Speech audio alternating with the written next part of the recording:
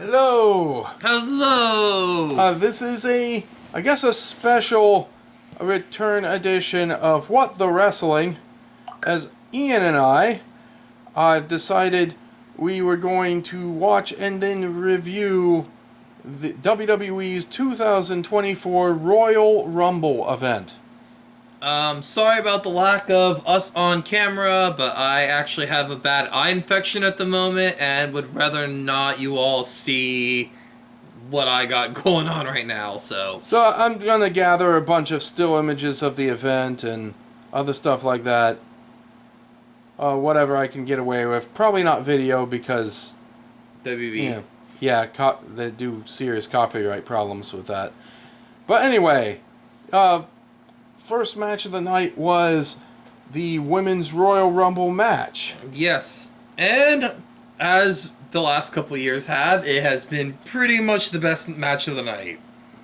Yeah, it was pretty good.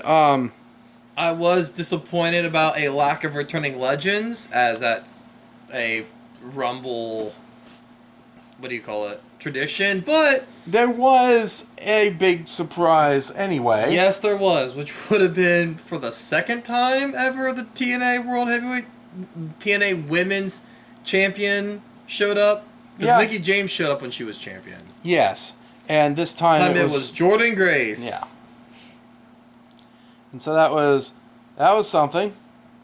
And, they didn't just throw her away. Nope. They had her in there for quite a bit, so it was a decent run. They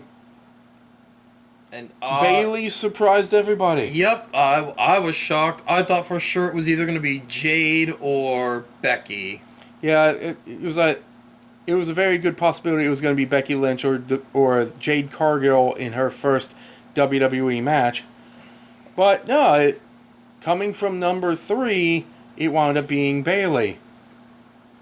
And it looks like that they're going to use this to set up the turmoil in Damage Control. Yeah, probably. There'll probably be some sort of tension that happens there. Mm-hmm. With her promising to go after Ripley, but them thinking, oh wait, she might be going after Io instead. I mean, it's like, who knows how that's going to turn out? We'll have to see. Yep. But then moving on from there, they went right into the Fatal 4-Way for Roman's Championship, Yep. I think. Which probably was the worst match of the night. It just felt underwhelming. Especially the ending. Yeah. Like, most of the match was alright. It was alright. But it had a... It's hard to say what they actually did wrong, but the ending did kind of fall flat. Yeah, it just kind of just ended with a spear. It felt like, considering all what's going on, it felt like it should have had a little more, like, impact at the end. But I guess this was basically just a filler match till Mania, for being honest. Yeah, I'm not sure anyone actually expected Roman to lose the belt here. Like I said, Roman at this point has to lose at Mania. His belt has to be lost at Mania. Yeah, he did say that, like, near the end of the match. It had to be at Mania. He's had it too long for it to be. I mean, I guess Rumble is one of the big 4. Yeah. But it feels like it has to be at Mania, which we'll talk about here in a couple minutes. And then Next up was... Logan Paul had an actual good match. I was surprised at this. Logan Paul versus Kevin Owens. A couple of things I was impressed by is Logan Paul actually wasn't a mindless spot monkey this time.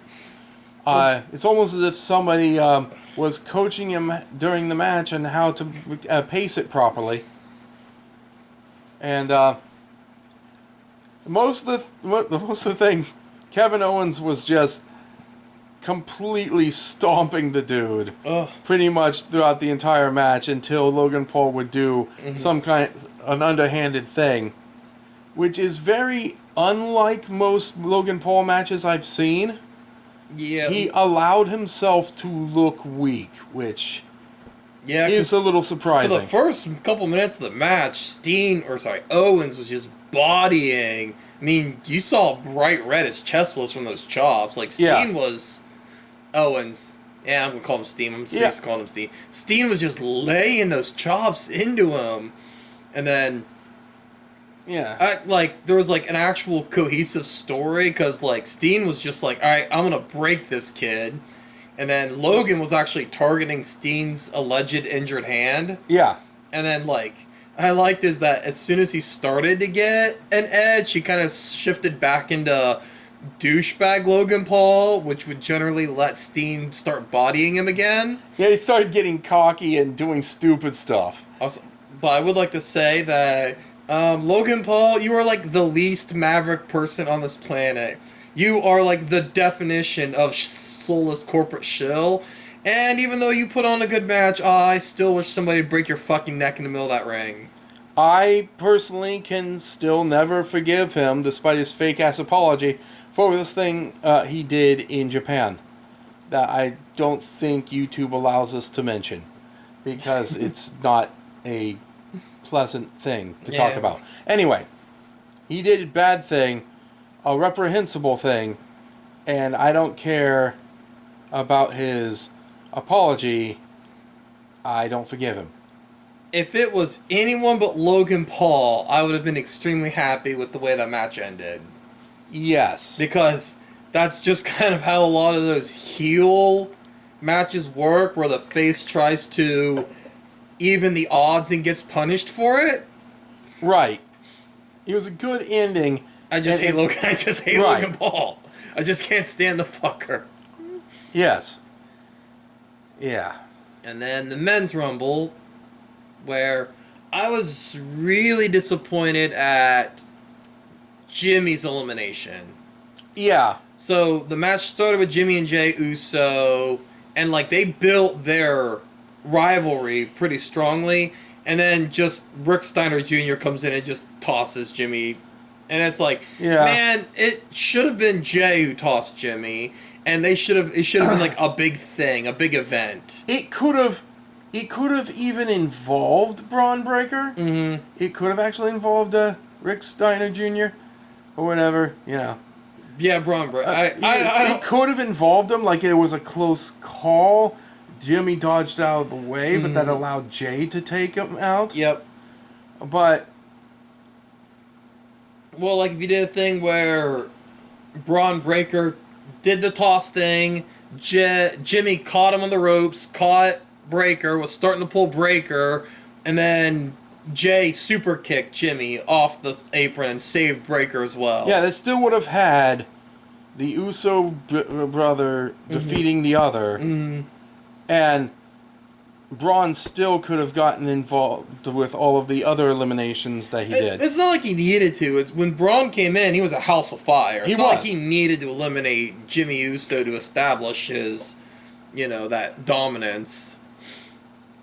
For the most part, I liked the whole rest of the men's Rumble match. Yeah, I did too. It was a good Rumble match, and the right person won. I'm shocked. I thought I had the final four called almost from get. I am surprised at who won though, because I thought for sure WWE was going to be high on CM Punk and they were going to let Philly Boy win, and I half expect that was the original plan, and then certain circumstances happened, and they stepped back and decided to pivot. You mean the possibility of Rollins not being at Mania? Yeah, which is possible. And so, like I said from last year, Rhodes won at number 30, and the person he beat was number 1. Rhodes looked weak as fuck at the end of... yeah, it didn't really prove anything last year. He was booked so weak. And not only that, just other than that, the idea of like him completing his story, man, it was too soon for him to complete his story, to be essentially handed a title match at WrestleMania. Number 30, he was handed that title match at WrestleMania. Yeah, that wasn't really wouldn't have been finishing the story. He wasn't earned. He wasn't anything.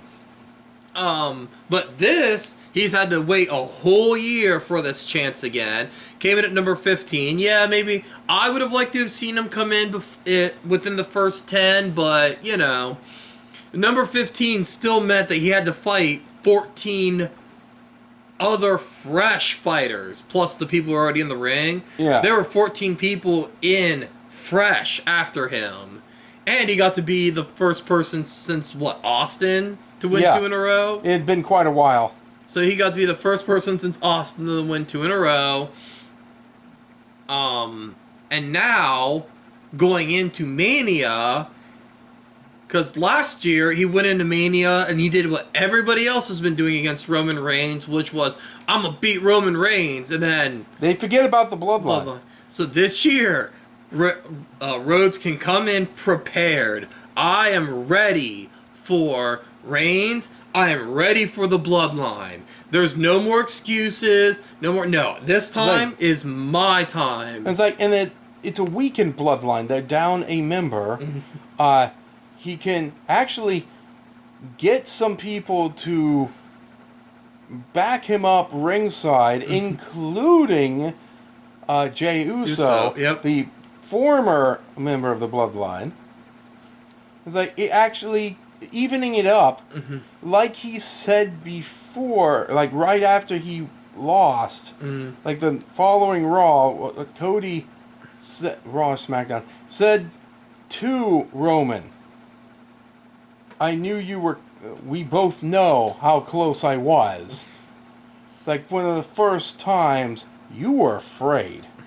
I had you. And so this is Cody's chance to prove that he has Roman's number. And like I said, get Jimmy Uso, get Orton or LA Knight on his side. Yeah. And then even be like, look, I am going to beat Roman Reigns. You just make sure the bloodline stays out of this. And then when Cody Rhodes went, like I said, last year, if Cody Rhodes beat Roman Reigns, where would you book after that? Yeah, there's really nothing. There's dead. Here, Cody Rhodes wins. Now, all of a sudden, you know, Jimmy Uso or Jey Uso's like, look, you would have lost without me. I think I deserve a title shot. Randy Orton's like, look, man, without me, the bloodline would have had you. I get a title shot. So now all these people he counted as friends all of a sudden are like, look, I get a shot. I think I deserve a shot at your title. And then like I was telling Josh, I said, let Roman Reigns be like, I want my rematch. And Heyman be like, stop. Let the wolves fight each other before you come in. Let Rhodes stand there and fight all those guys. Let him get weakened before we come in. Let them fight. Let them infight. And then once they've all fought each other, they're not gonna have Rhodes isn't gonna have their back. They're not gonna have Rhodes back anymore. Then we can come in and we can. Like I said, if you want to break up the bloodline, you can even have Reigns break away from Heyman and be like, I'm done listening to you. You know, it's cause of you I lost the title at Mania. I'm going to do things my way now. Break away. Don't have to, but it's an option if you think the bloodline story is I just want to say, I am so glad Sami Zayn was number 30 instead of hearing Hogan or The Rock's music. Oh my gosh. Those were rumors, and I didn't want either one of them to be in the Rumble. And I know people talking about Rock versus Reigns at Mania. Yes, at next year's Mania. Not this year's Mania. This year's Mania has to be Rhodes.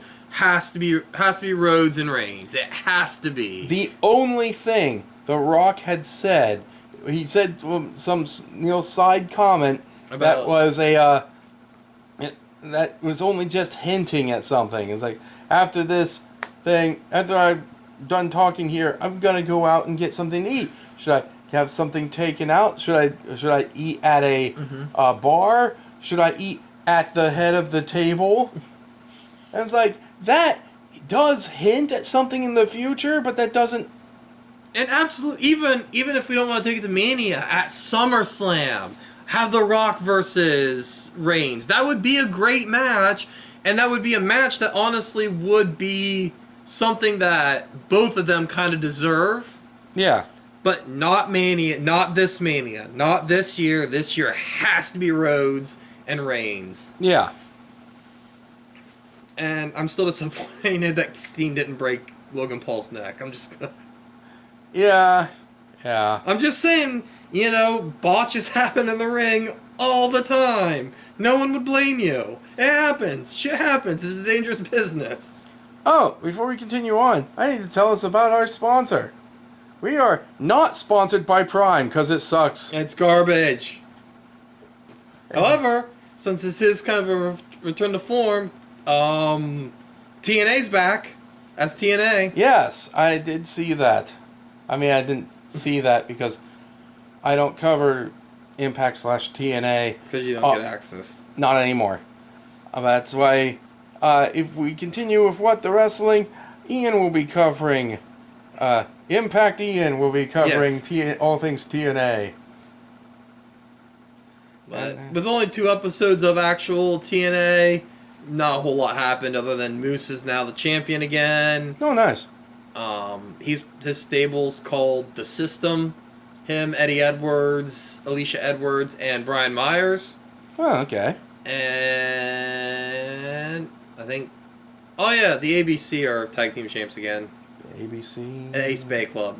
Ace. Oh, and Chris Bay. okay.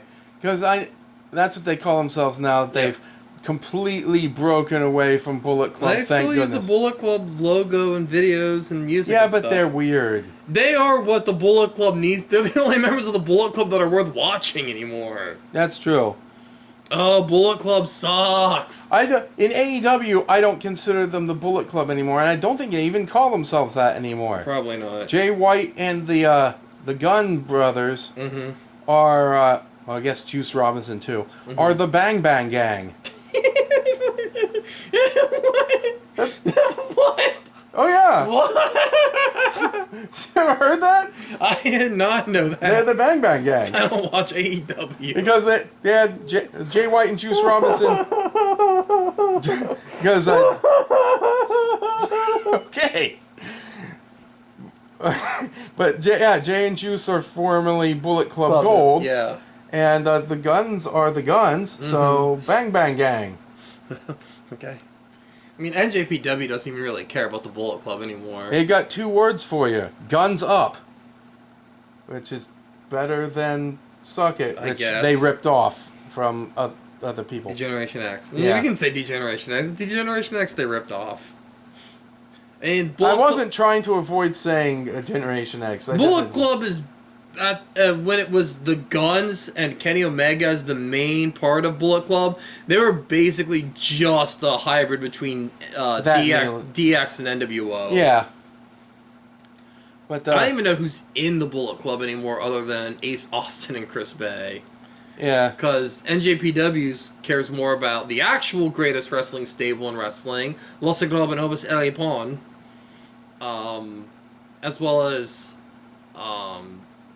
Just 5 Guys, which is such a stupid name, but it just works. And TMDK, the Mighty Don't Kneel. That what that stands for? Yes, the Mighty Don't Kneel. Because I had heard of them before. TMDK, but yep, it stands for the Mighty Don't Kneel. Alright, I dig it. That's about all I've got. That's all I got. We're talking about the Rumble, then we went on random stuff. Yeah, well, I figured if we were doing a return to form What the Wrestling, we could touch on some of the other but stuff. I do like the Bang Bang Gang a little bit. Because that's just silly. Yeah. And when any one of them is out for a short amount of time, they break out a cardboard standee of that person so they all are still around. Okay, that's kind of cool. I hate to admit They remain united even if not all of them are there. That works really well. I hate to admit that's kind of a good idea. But yeah, I will say that this has probably been the best men's Rumble match in a while. Oh yeah, a number of years. It still sucks that number 30 is the most valued spot. Right now, yeah, they went to the well too many times. For the longest time, it was number 27 with 4 wins. 30 has 5 right now. Yeah. And so that needs to be recovered because 30, it feels wrong because it's the most obvious. And it's the spot from which the wrestler looks the weakest. Yeah. Because, like, it is literally the easiest spot you can get. And like I said, from a booking standpoint, from a narrative standpoint, man, like, you're going to WrestleMania, the grandest stage of them all. You are going to the biggest show for the biggest prize. You should be the biggest badass going after that prize. Like I said last year, Cody was handed that win. He was handed that. He didn't look like the biggest and Gunther looked like the biggest badass of the year. And Gunther made another great showing. And that's why he deserves where he is right now. Gunther has done nothing but impress me. And you can ask Josh how badly I was marking out for Gunther in that Rumble. You really wanted Gunther to win. I really did. You really did. It was so funny because when he eliminated Kofi, and Kofi didn't do his little weird annual Kofi save, I was like, Gunther has no time for your silly saves. Although, considering what happened last year, I shouldn't be surprised that Kofi didn't do a weird save. Because he nearly killed himself with that botch. It might be time to retire the Kofi saves. Yes. I mean, at this point, he's pretty much run the well dry, I think. Yeah. And just to have Gunther be like, nope, no save for you. You're just going to the floor. I don't know, I guess. We'll probably do another one of these next time there's a WWE pay-per-view. And that will be at the end of February at Elimination Chamber. I will try to make notes about TNA so we can do full TNA stuff and do our Elimination Chamber review. And basically, we do the Elimination Chamber review. I'll do a brief touch-up on other things happening in WWE and stuff in AEW. And I will touch up on Impact and NJPW. Yeah, might as well make a full review out of it. I'm a little behind on NJPW because I watch what's aired in America. I don't use New Japan World. So I'm a little bit behind on their stuff, but I don't see enough people talking about New Japan. So, although Okada's contract in New Japan's up. In fact, I had heard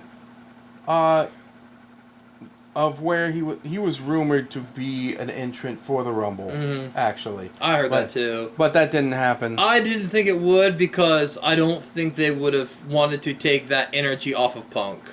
Right. That's not to say he hasn't been signed by WWE. He very well might have. Yep. My money is he's going to AEW. He's worked for AEW before, so that does make sense. He was in Impact this week. Okada and the Guns fought the System. But he did so as a free agent. I think he's going to play the field for about a month and try to see how much money he can get Tony Khan to throw at him, honestly. That's what I think is going to happen.